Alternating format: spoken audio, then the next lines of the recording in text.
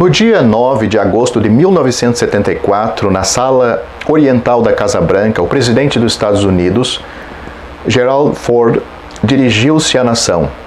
Seu discurso é lembrado pela sua frase inicial, uma frase que, na opinião de muitos, foi o seu pronunciamento oficial mais memorável. "Nosso longo pesadelo nacional acabou", disse ele. O presidente Ford referia-se ao caso Watergate, a questão política e legal que resultou na primeira reunião na história presidencial daquele país. Apesar da sinceridade das palavras do Sr. Ford, ele provavelmente não sabia que o grande pesadelo nacional dos americanos havia começado poucos meses antes. No século XIX, os Estados americanos seguiam-se um ao outro na promulgação de leis que protegiam as crianças antes do seu nascimento.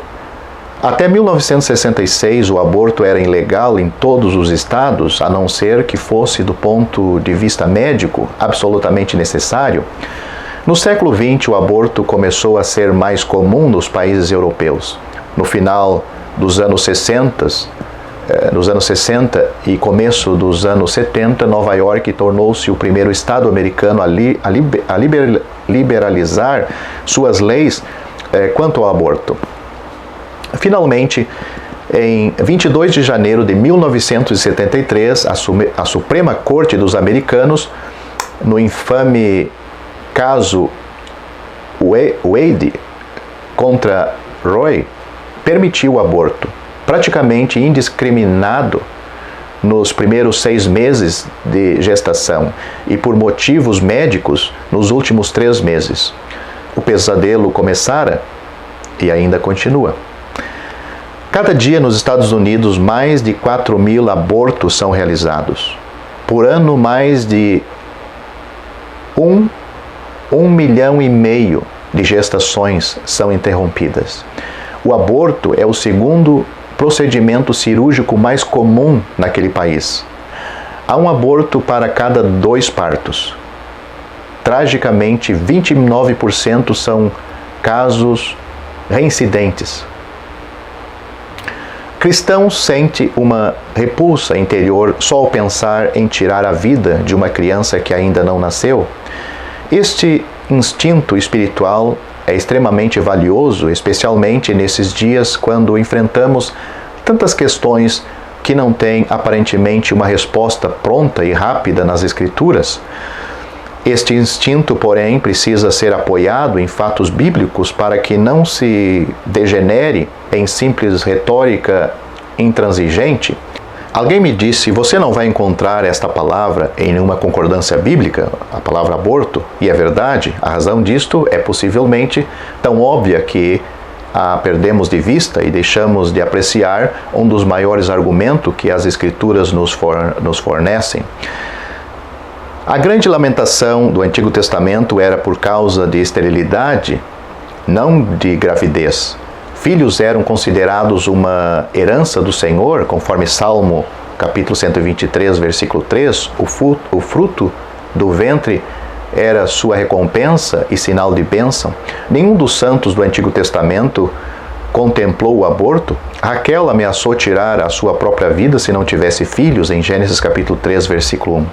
Sede fecundos e multiplicai-vos eram o desejo de Deus no Éden, do Éden em diante, a partir de Adão e Eva, Gênesis capítulo 1, versículo 28. Antes de examinar algumas das escrituras que falam mais diretamente sobre este assunto, deveríamos examinar cuidadosamente a filosofia que gerou e legalizou este método moderno de controle de natalidade. Há um juramento feito pelos médicos chamado hipocrático. Este juramento contém uma promessa de nunca interferir com uma gravidez.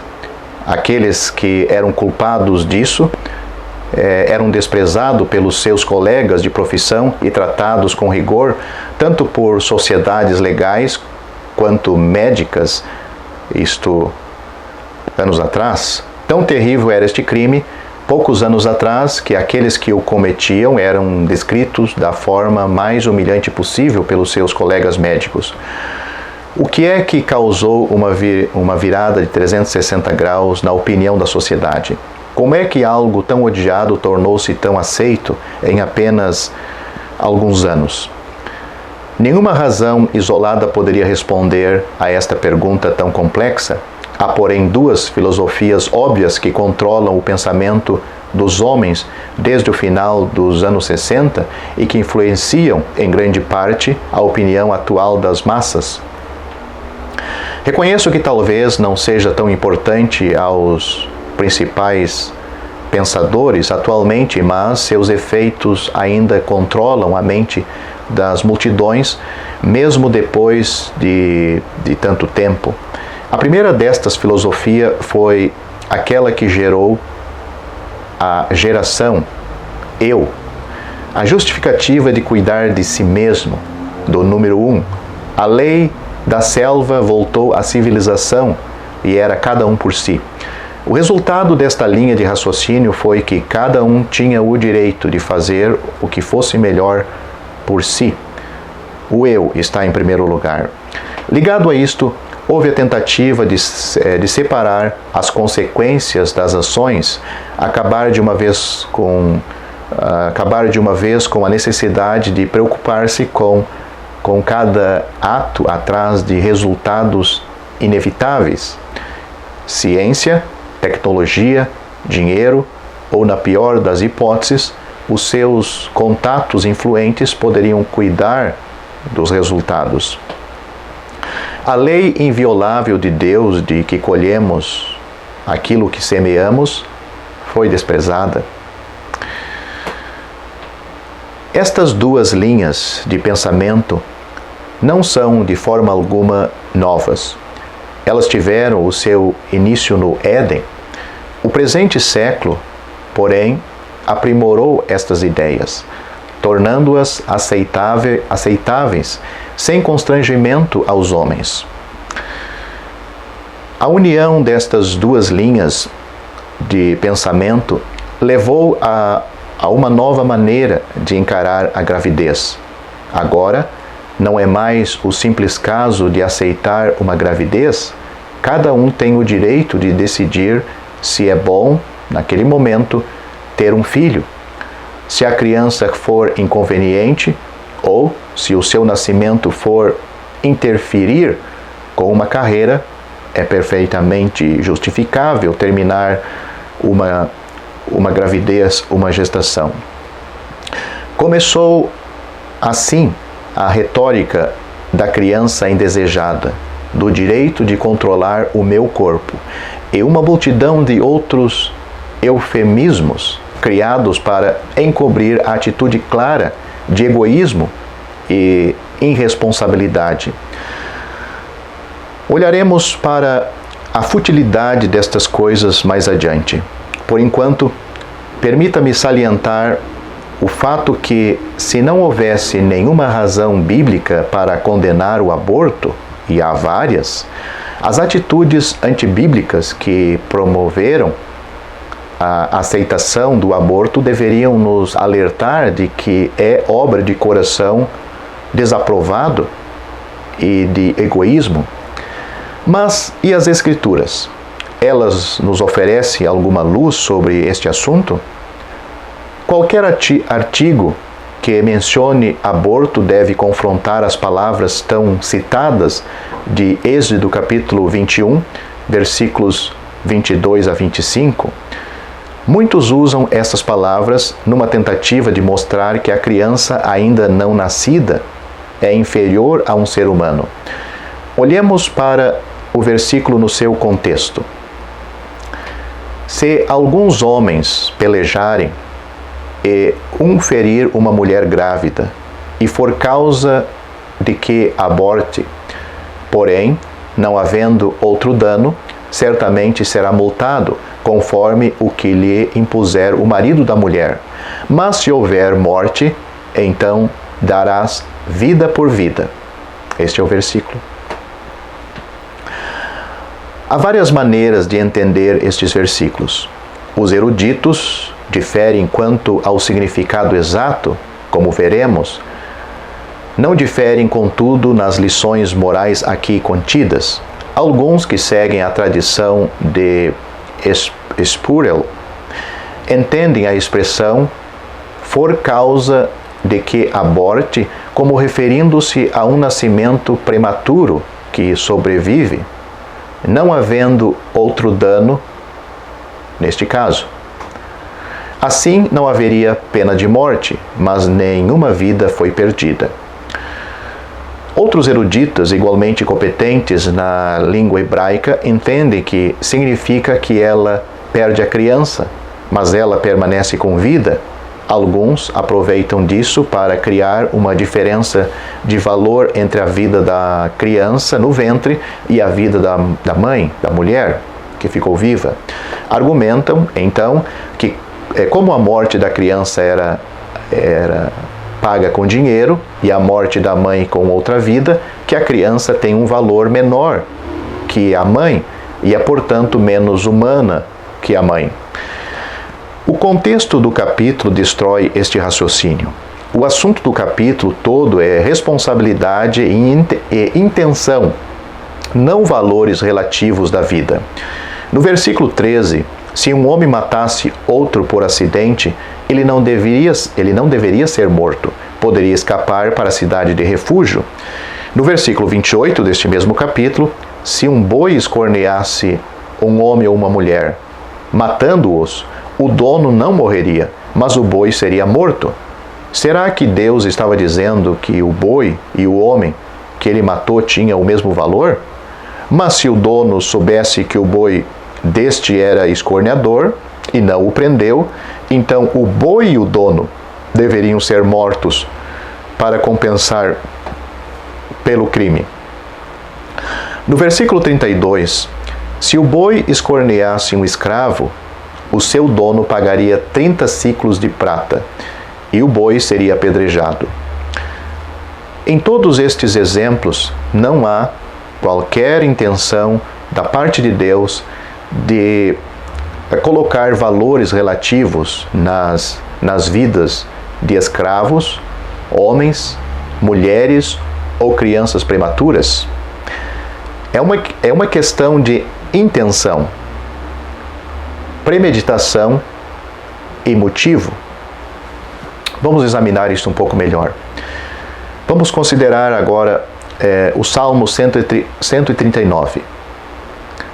Antes de pular diretamente para os versículos que nos interessam diretamente, vamos dar uma olhada no Salmo todo. Seu propósito é detalhar a grandeza de Deus. Seus atributos são descritos para nossa admiração, levando-nos a adorá-lo.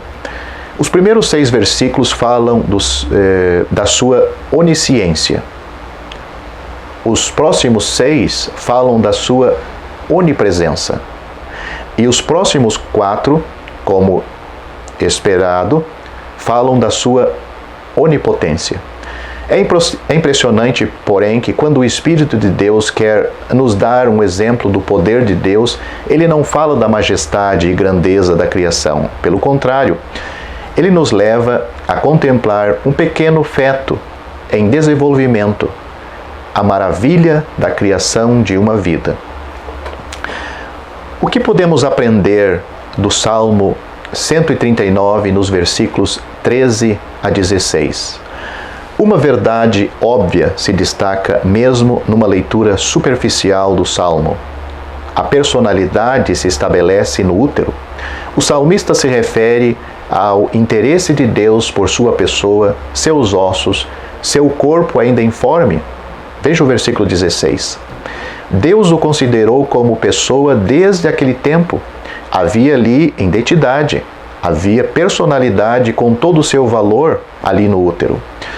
Um dos grandes argumentos do movimento que prega a liberdade de escolha é que toda criança deveria ser uma criança desejada. Em outras palavras, se você não quer este bebê, não gere-o. Pense nisso por um momento.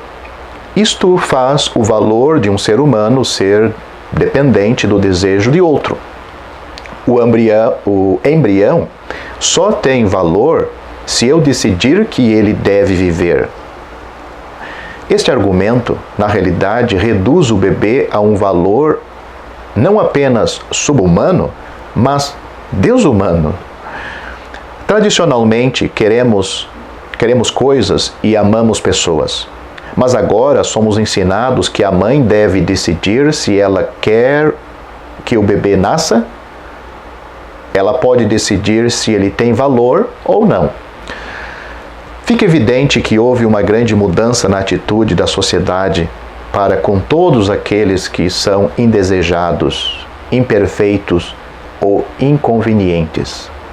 É apenas uma questão de tempo até que o valor de todo ser vivente seja determinado por outro. O salmo que estamos considerando deixa claro que para Deus a substância ainda informe, o embrião, nos primeiros estágios de desenvolvimento, possui identidade e personalidade.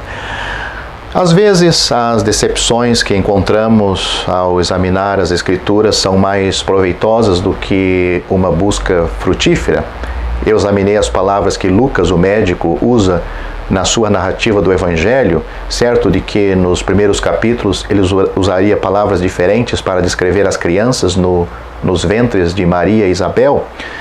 Para minha surpresa, ele usa uma única palavra, no grego brepos, para descrever o feto, o bebê e até a criança pequena.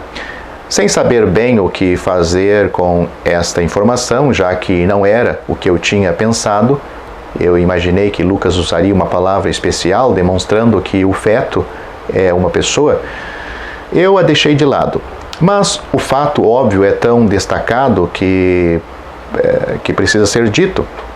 Lucas usou a mesma palavra para todos estes estágios da vida, porque todos eram, no grego, como diz o grego, brepos. Não havia nenhuma distinção na quantidade de humanidade que cada um possuía. O Dr. Lucas, o escritor sábio na medicina, não fez nenhuma distinção ao escrever suas palavras entre a criança antes ou depois do nascimento. Na concepção, uma unidade genética completa é formada. Nada será acrescentada para tornar o embrião mais humano ou uma pessoa. Será acrescentados tempo e tamanho, mas não a essência da vida. O Salmo 139 também retrata o interesse de Deus no desenvolvimento pré-natal de um embrião. Alguns podem achar que é apenas linguagem poética e hipérboles que jorram da pena deste escritor de livros poéticos. Devemos lembrar os leitores, porém, que o Senhor Jesus nos mostrou que o Pai tem um interesse na morte de cada pardal. Quão mais apropriado, então, que ele tenha um interesse no nascimento de cada bebê? No Salmo 139, versículo 16, o escritor mostra o interesse de Deus no desenvolvimento do feto, desde a concepção até ao nascimento. Nos versículos 17 e 18, este interesse estende-se até a morte e o além. Lembre-se que o salmista está, em primeiro lugar, celebrando a grandeza e glória de Deus. Este não é um salmo poético sobre a beleza da vida. Ele está nos falando, em primeiro lugar, de Deus. Se Deus tem tamanho interesse no feto em desenvolvimento, como é trágico que os simpatizantes e defensores do aborto veem-no simplesmente como produtos da concepção, uma não-pessoa e outros termos semelhantes. O interesse próprio substituiu e suplantou o interesse de Deus no bebê. Somos informados que cada mulher tem o direito de controlar o que acontece com o seu próprio corpo. Isto não é verdade nem mesmo em outros aspectos da vida. Há muitas leis que regulam o que podemos fazer com os nossos corpos. Mas deixemos isto de lado por agora. Considere o seguinte: uma criança antes do nascimento é uma pessoa com um corpo. A criança tem igualmente o direito de controlar o seu corpo, ou pelo menos ter seus direitos respeitados.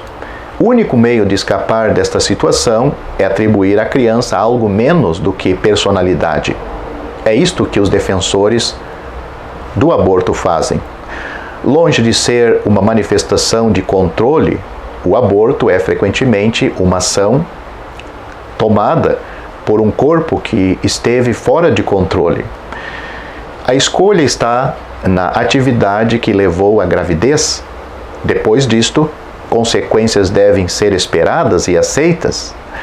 A criança ainda não nascida, além de possuir uma identidade e ser o objeto do interesse de Deus, também demonstra a inteligência de Deus. As expressões dos versículos 14 e 15 do Salmo 139 mostram isto. De um modo assombroso e tão maravilhoso fui feito, diz o salmista aí. O desenvolvimento do corpo humano é uma das obras de arte feito por Deus. Mas há diversas outras questões que precisam ser encaradas num estudo desta natureza. Uma questão frequentemente levantada e que a Suprema Corte aparentemente recusou-se a responder é: quando começa a vida? Quando é que a alma entra no corpo? A maioria das pessoas surpreende-se ao saber quão cedo começa o desenvolvimento físico do feto. O coração começa a funcionar 14 a 18 dias depois da concepção. No final do primeiro mês, todos os órgãos já começam a ser formados. Os braços e as pernas movimentam-se a partir da sexta semana. Pode-se detectar atividades de ondas cerebrais com 43 dias. Hoje está incluído na definição de morte cerebral a ausência de ondas cerebrais. Sua presença já pode ser detectada num feto com apenas 1 mês e meio de vida. Há muito tempo os teólogos e pais da igreja debatem sobre a questão do momento em que a alma incorpora-se no corpo. Algumas das primeiras ideias incluíam o conceito de que era depois de 40 dias para os homens e depois de 80 para as mulheres. Uma teoria muito estranha. Depois de analisar todos os argumentos, há uma pergunta básica que permanece. Se não acontece na concepção, então quando poderia ser? Quando é que a alma entra no corpo da criança? Será que as Escrituras podem nos ajudar nesta questão? Considere o caso singular da encarnação de Cristo. Todo cristão concordaria que era Cristo no ventre de Maria? Sua alma já estava ali? Alguns poderiam argumentar que este é um caso singular, é verdade. Mas, e João Batista? Será que a criança saltando no ventre de Isabel foi mera coincidência? Se alguém acha isto imaginação, sabia que há muitas evidências de pensamentos e atividades intrauterina. Perceba também a expressão no Salmo capítulo 51, versículo 5. Em pecado me concebeu a minha mãe. Se a natureza caída de Adão estava presente na concepção, como poderia dizer que a alma não estava?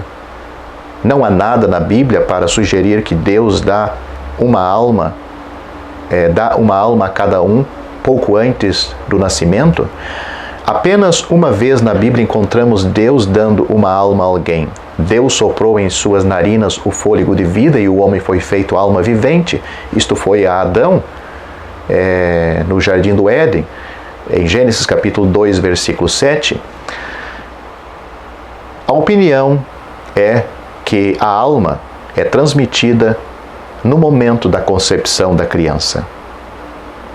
Outro aspecto que precisa ser enfrentado, apesar de ser muito difícil, é a gravidez resultante de um crime totalmente contra a vontade da vítima. Devemos afirmar, primeiramente, que a exceção nunca governará a prática geral. Este tipo de aborto representa hoje uma fração de 1% dos abortos praticados nos Estados Unidos, mas devemos encarar a questão francamente. Quando um ato violento gera uma gravidez, há uma vítima. Quando a gravidez é terminada pelo aborto, há agora duas vítimas. Acabar com o resultado do crime não diminui a ofensa ou seu mal, nem começa a reverter o trauma sofrido pela mulher, apenas acrescenta outro trauma à sua vida. Ela cometeu um aborto? Não há solução fáceis para o pecado. Cada pecado, cada ato ímpio, somente traz tristeza.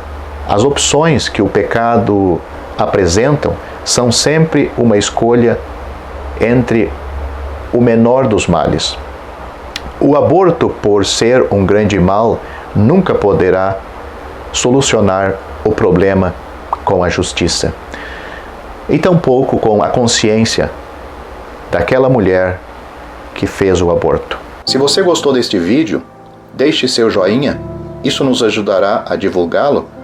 Também não se esqueça de inscrever-se em nosso canal, ative o sininho das notificações para que você receba os novos vídeos, deixe seus comentários. Obrigado por assistir este vídeo.